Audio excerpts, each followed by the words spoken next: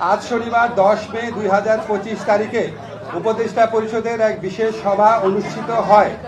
সভায় আন্তর্জাতিক অপরাধ ট্রাইব্যুনাল আইনের সংশোধনী অনুমোদিত হয়েছে। সংশোধনী অনুযায়ী আন্তর্জাতিক অপরাধ ট্রাইব্যুনাল কোনো রাজনৈতিক দল, তার অঙ্গ সংগঠন বা সমর্থক গোষ্ঠীকে শাস্তি দিতে পারবে।